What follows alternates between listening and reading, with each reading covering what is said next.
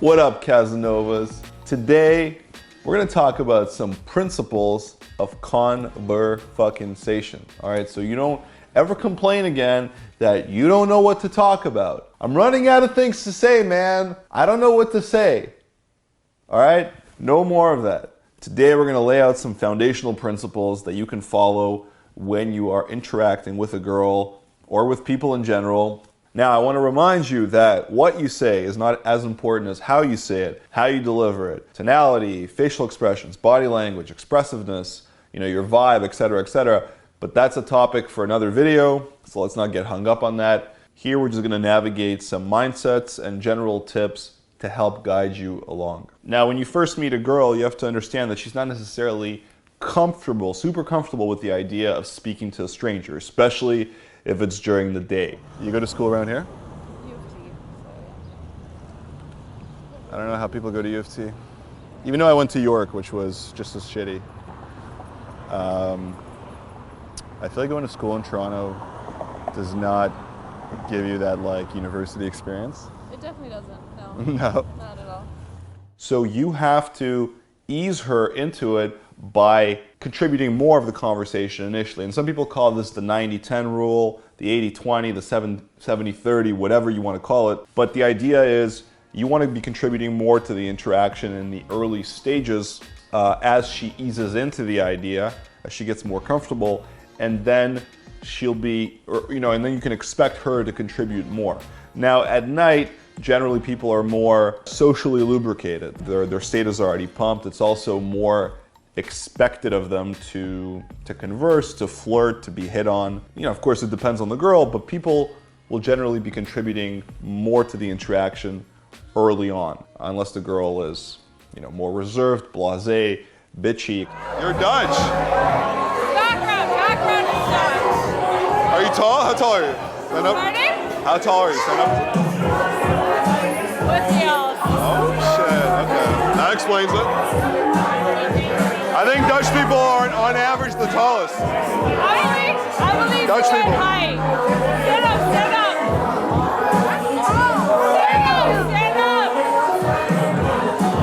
She's the perfect height.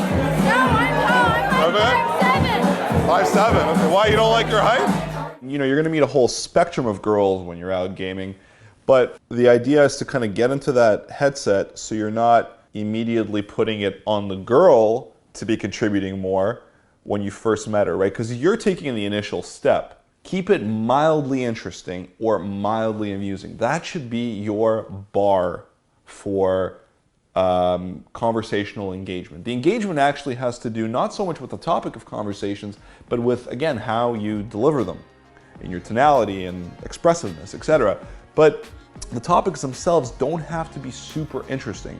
You can talk about, this coffee, right? And, maybe some coffee shops that you like to go to, and how you realize that, hipster coffee shops charge a lot more for the ambiance and the image and the identity that they've created around coffee. Yeah, this is Malaysian bat guano coffee. It's extremely rare. This bean was shot out of a bat's asshole. Actually, that does sound kind of interesting. Let's imagine I'm just sharing a story about how I went to the coffee shop today and I asked for a spoon instead of a stir stick because I like to use spoons because they stir better. And the girl said, yo, are you not trying to save the environment? And I'm like, listen, just give me a metal spoon. I'll save the environment, but I need to stir my coffee because stir sticks just don't do the job. We have been deceived into thinking that they do the job, all right? Maybe you can inject some emotion as you tell this story, right? So the topic itself is not that interesting. Maybe you ask the girl if her hair color is natural. Let's say she's a redhead, but you're not quite sure, is she a natural redhead? And then maybe you comment on the fact that you have a bit of ginger in your beard and how it's a Jewish thing. And maybe your sister's a ginger, or maybe it reminds you of some movie you saw where the lead character was a ginger, but she was bullied, blah, blah, blah, right? It doesn't have to be super interesting. Our friendship is going to be very short. Yes. Are you going to write me letters from Austria? Maybe. You better have very good writing skills and good penmanship. Penmanship? Yeah, it's like how you write. Oh, okay. How it looks like? Yeah, Yeah. penmanship. Okay. How do you say penmanship in German? I don't think we have a word for that. It's only... Your German's worse than your English. Yeah, it is. And that actually leads me into my next point on free association, which essentially means that you can let topics organically evolve over the course of the conversation. So maybe her jeans remind you of the brand Diesel, and that reminds you of how you were in Italy and how everyone was really stylish in Milan, but you weren't super impressed with the big cathedral that everyone was talking about. In fact, you're not really a fan of cathedrals in general, which then leads her to talk about some, artwork that she's done for a local church when she was younger, and she grew up in, Pennsylvania, and then we start talking about accents in Pennsylvania, which reminds me of the fact that my dad wanted to immigrate to the US instead of Canada when we were leaving Russia, but he happened to speak French, so we came to Canada instead. And when we came to Canada, I was originally very surprised at the money that we use here, and I'm like, Dad, why aren't we using the bills that I've seen in the movies? And he said, son, it's because this is Canada and not the US. And then there was my first experience with winter since I left Russia.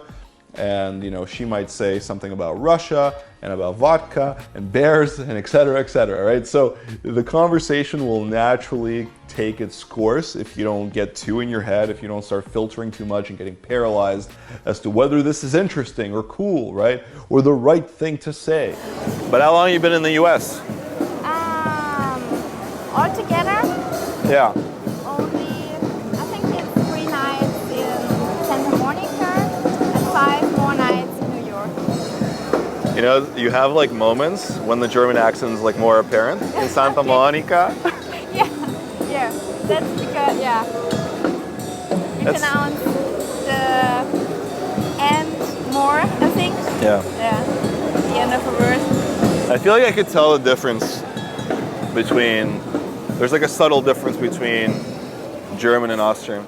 And that reminds me, when you ask her questions, she's gonna give you a lot of material for you to work with. Now the problem is a lot of guys, they're not really listening when they're asking questions. They're not truly present.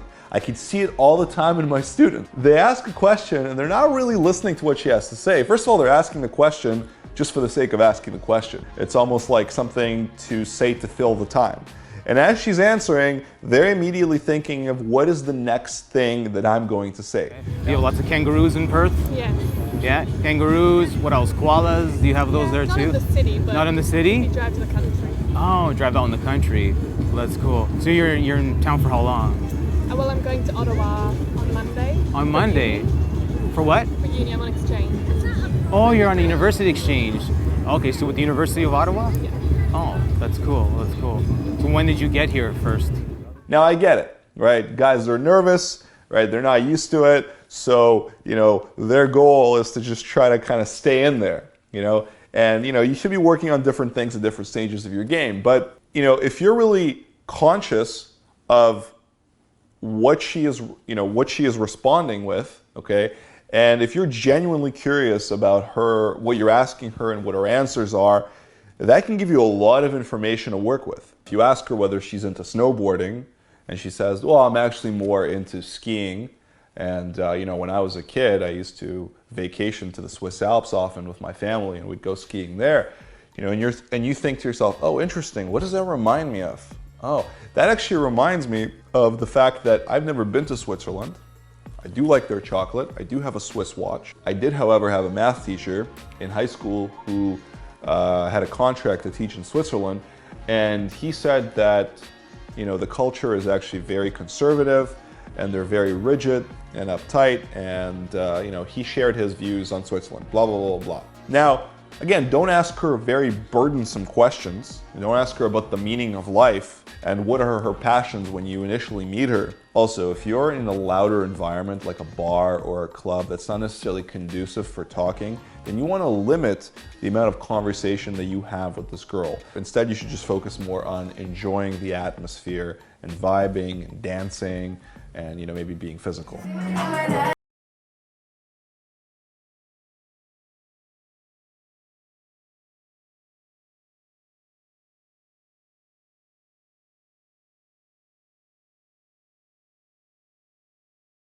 that it's okay to take pauses. In fact, you should take pauses. It's healthy. It puts less pressure on you. It puts less pressure on the girl. It gives both of you room to breathe, and doesn't make her feel like you're just constantly trying to fill this void, right? Because you're worried that if you guys aren't talking, that the conversation or that the interaction is going to die out.